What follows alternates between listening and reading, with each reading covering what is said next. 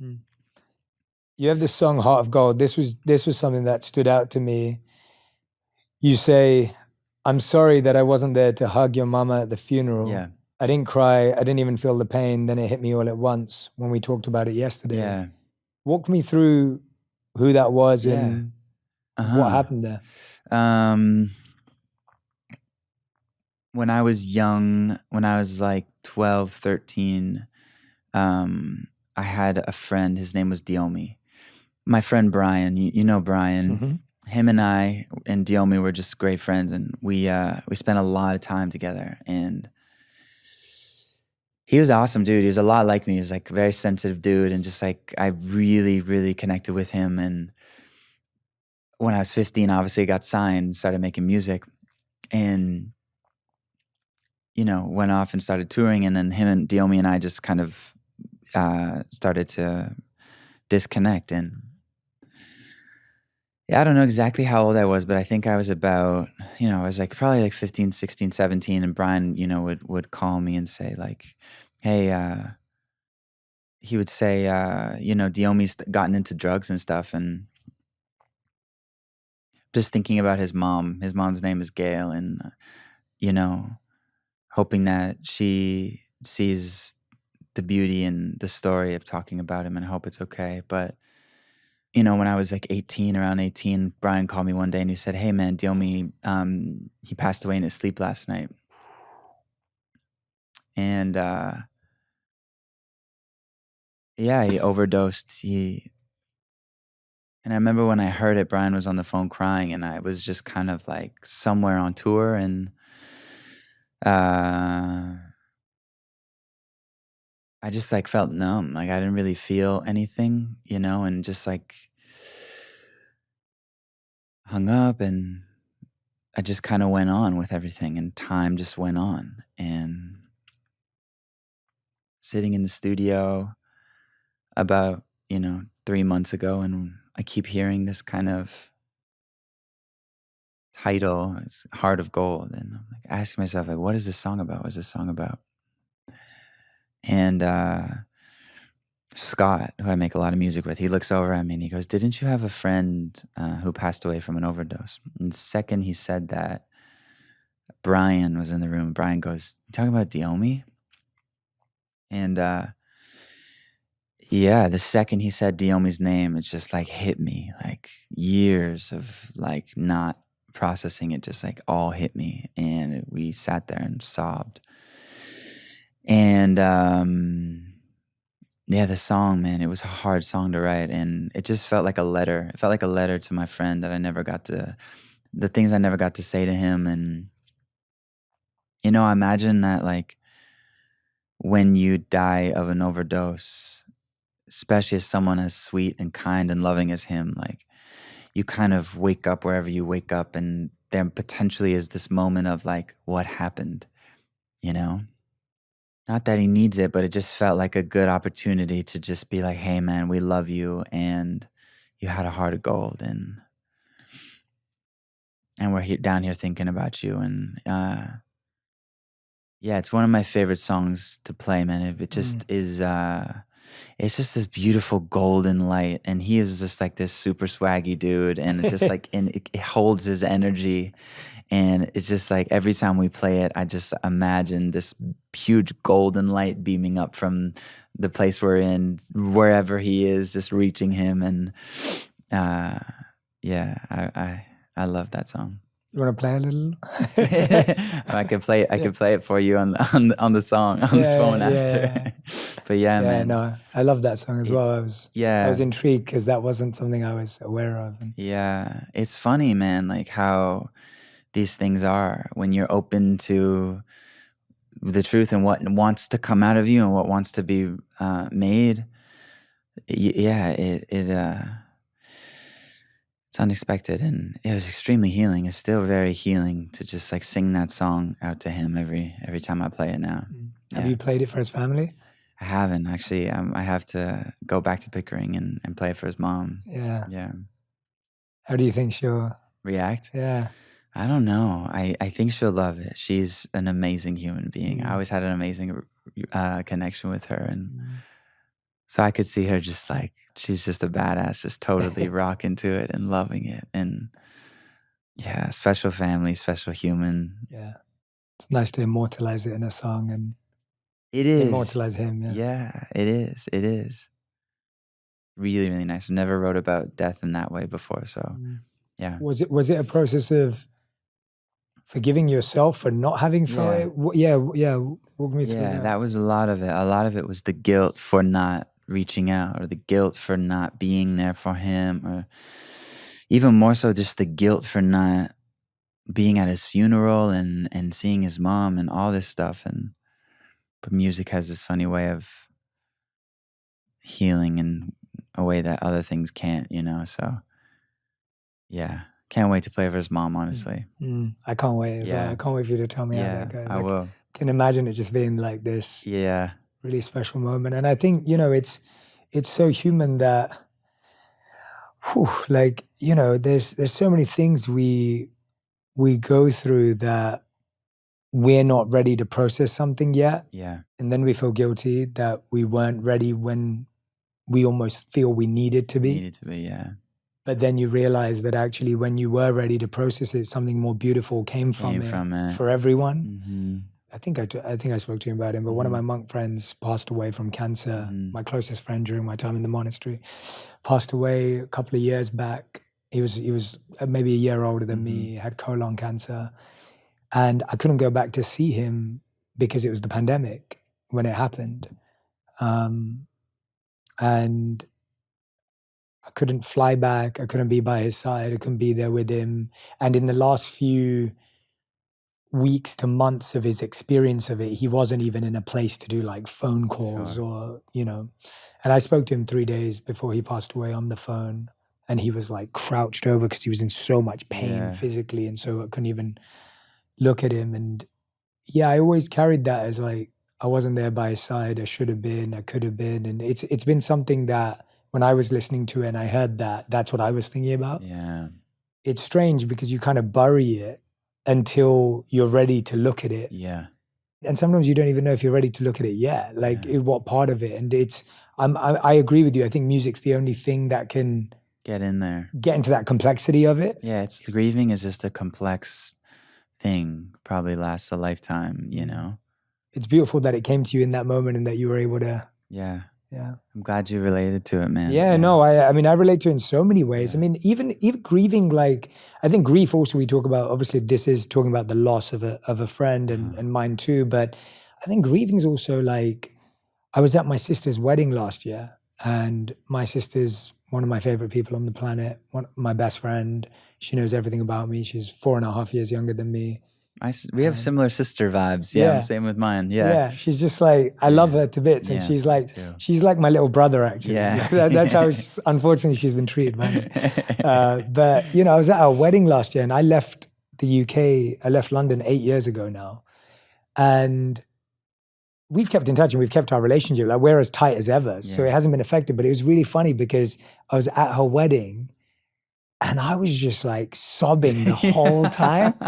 And I have to show you a picture. Can I show it to you? I wasn't even planning on doing this, but now that I remember, I think I just showed it to my team the other day because my sister was just with me, and she. I don't even want. I don't even have it on hand. Photos of me crying at my sister's wedding. I have to show you.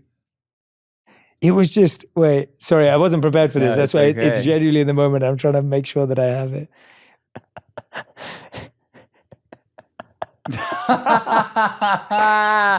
Oh man, it's so good. And then zoom out to see Radhi's reaction. Oh man, it's really good. I've never seen your face look like that. Oh man, that is so good. That is an unreal photo. There's so much happening on your face. There's a whole story on your face. Did you zoom out? Yeah, I saw Radhi. Radhi's like taking smiling, a picture. Gorgeous, Radhi's so happy. Like taking a picture. Yeah. It was and then I made her cry, and that was her. Oh yeah, good. Yeah. But it was, what I'm getting to is this idea of like, I was at my sister's wedding thinking it was going to be completely normal. Yeah.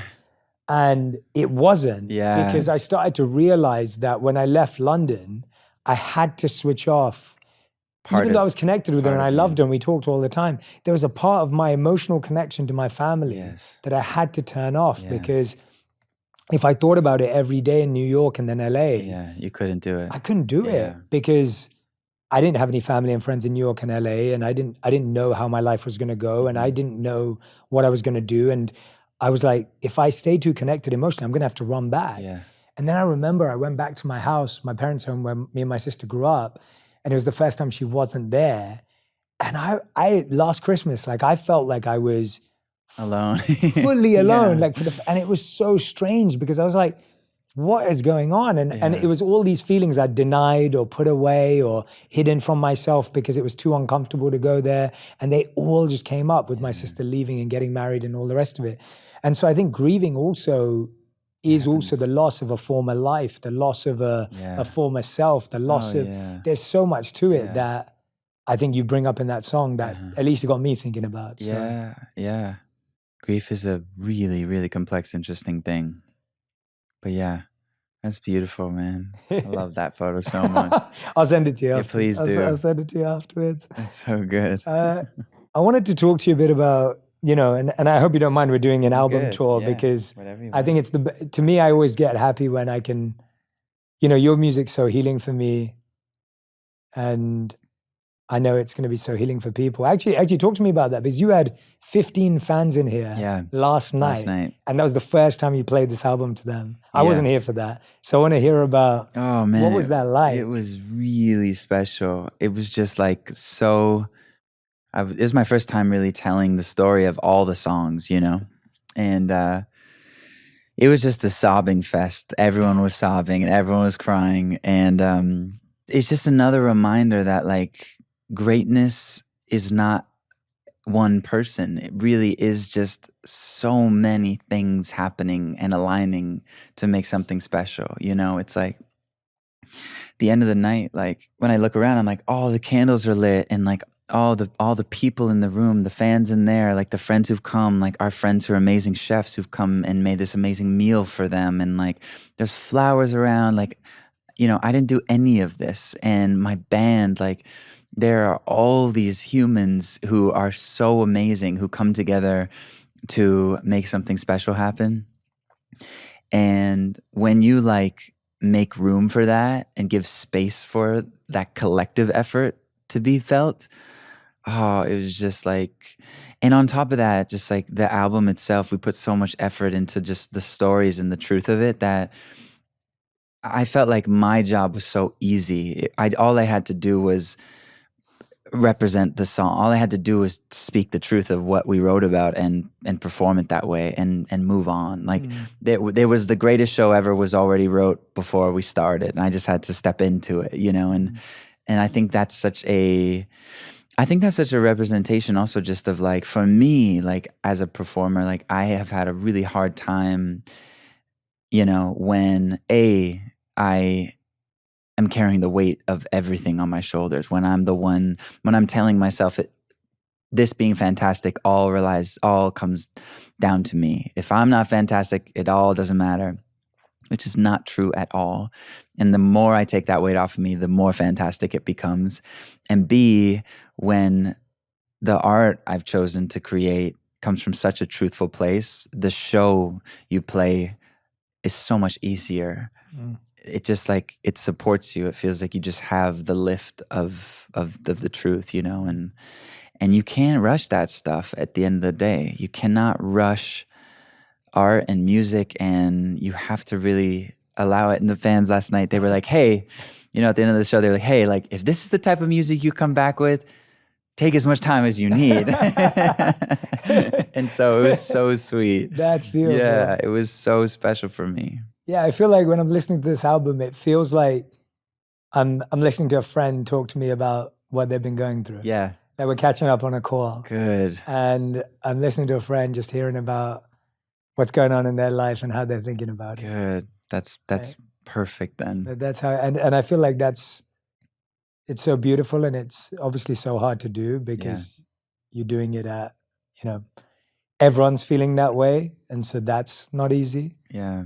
And continuing our tour of the album, you talk about you know, love and relationships, and romantic relationship, which is such a big part of your own journey. And we've talked about this, So and much, yeah. it's such a sensitive part of our hearts. Like Yeah. such a it's almost like society's also made it more sensitive, like on such a pedestal. As I often talked about the recently. truth, yeah. I was just saying this to someone the other day who's going through something, and I was saying that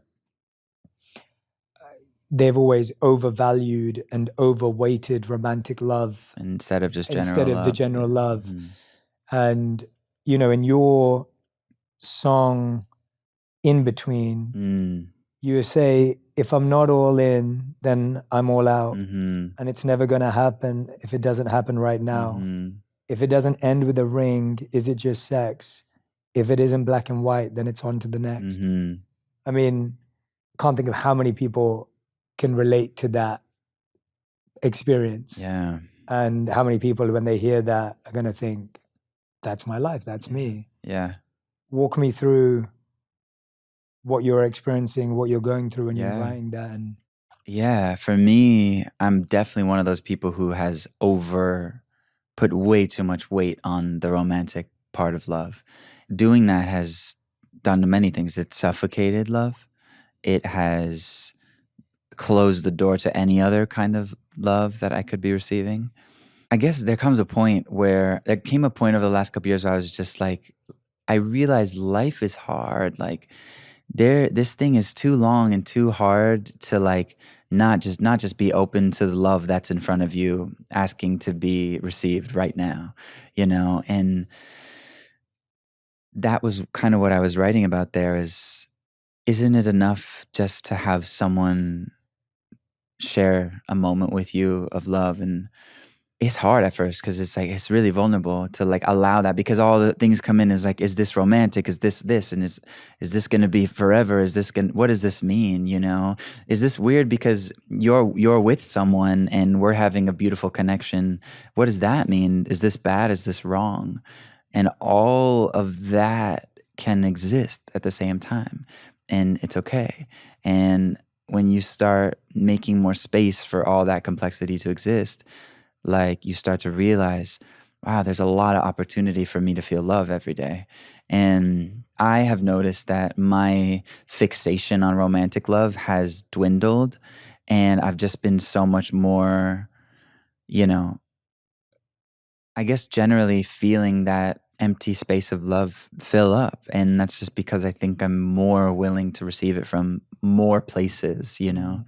And it's tough too, because we have been watching Disney since we were kids. And so we're like, where is my forever, you know? And even in the song, like, you know, I have another song in there where I'm like, you're the one and I live for this moment. It's like, that like tickles a part of us and we like love to hear that. And, you know, to the end of life, I'll be a hopeless romantic like that. But like, me too, but part of me also has to just know that, love it can really be there. You can experience it. And if you just wait your whole life for one person to give it to you, you might be let down. And also that person might be so impossible for them to feel that for you, you know? So yeah, I'm open to love. Yeah.